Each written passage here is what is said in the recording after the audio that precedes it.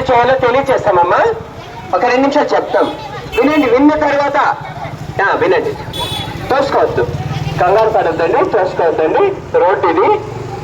ఒక్క 2 నిమిషాలు వినండి. సరే, మీరు కొబ్బరికాయ కొట్టేయండి అమ్మా, కొబ్బరికాయ కొట్టేయండి, కొట్టేసి నిలబడండి. మీకు ప్రసాదం ఒక్క నిమిషం. మీకు భక్తి ఎక్కువ అయిపోయింది, ఎక్కువ ఉంది, భావన ఎక్కువ ఉంది. ఎవరు వెళ్ళకండి, పసుపు నీళ్ళు ముందు ముందు పసుపు నీళ్ళు ముందు వేసేసి ఇక్కడ వచ్చేసి మీకు ఒక 2 నిమిషాలు. ఇది ఎక్కడి నుండి వచ్చిందో చెప్తాం. పసుపు నీళ్ళు ముందు వేయాలి, ముందు వేసి ఇక్కడ వచ్చేసి దర్శనం చేసుకోండి. చూడండి, 2 నిమిషాలు. ఇక అందరూ ఒకసారి ఓం నమః శివాయ చెప్పండి. మనసు ఎక్కడో పెట్టి కాదు, మనసు శివుని పైన పెట్టి నంది దగ్గరే పెట్టాలి అంటే రుసరు. ఇప్పుడు మనసులో చెప్పండి, మనసులో మాటల్లో చెప్తున్నాడు, మనసులో చెప్పండి.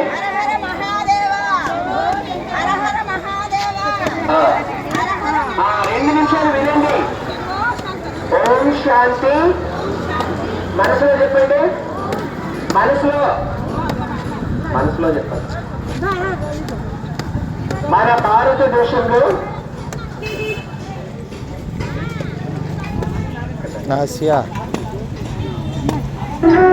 మన భారతదేశంలో 12 జ్యోతిర్లింగాలు ఉన్నాయి.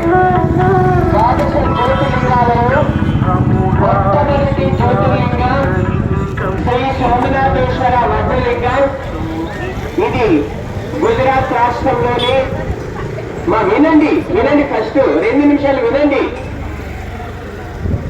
వింటేనే జ్ఞానం, విన్నప్పుడే జ్ఞానం ఆధారంతో భక్తి చేయాలి. వినండి వినండి. అర్ధగంట గాని ఉంటుంది, మీరు కంగారు పడకండి. భారతదేశంలోని మొట్టమొదటి శివాలయం, మొట్టమొదటి జ్యోతిర్లింగం, మొట్టమొదటి బంగారు శివాలయం. బంగారు శివాలయంలో వజ్రలింగం అనేది ద్వాపరి. మాట్లాడకండి, వినండి వినండి. మరి ఇది గుజరాత్ రాష్ట్రంలోని అరేబియా సముద్రం పక్కన ద్వాపరయుగంలో రాజా విక్రమాదిత్య మహారాజు ద్వారా పరమశివుడు సాక్షాత్కారం చేయించి నిర్మించబడినటువంటి ఏకైక జ్యోతిర్లింగం, మొదటి జ్యోతిర్లింగం వజ్రలింగం. కానీ మీరు ఇప్పుడు వెళ్ళి చూస్తే వజ్రలింగం లేదండి.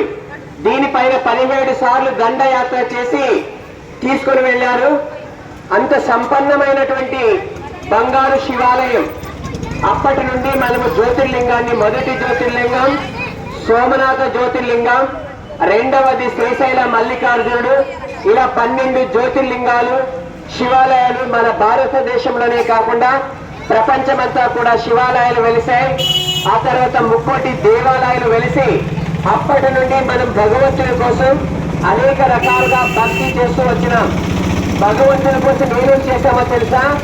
అనేక రకాల యజ్ఞాలు, యాగాలు, తీర్థయాత్రలు, అభిషేకాలు, అర్చనలు, నవవిధ భక్తి చేశాము. కానీ ఇప్పటికీ దేవుడు వస్తేనే పరిగెత్తొచ్చారే, కానీ భగవంతుడు ఎవరు, ఎక్కడున్నారు ఎవరికైనా తెలుసా? మరి తెలుసుకొని చేయాలా, పరిగెత్తుకొని వచ్చి ఊరికే చేయాలా? తెలుసుకొని పరిగెత్తండి కదా. కాబట్టి భగవంతుడు అందరికీ ఒక్కడేనండి. ఒక్కడా, ఇద్దరా? ఒక్కడే. ఆయనే నిరాకార జ్యోతి బిందు స్వరూపం.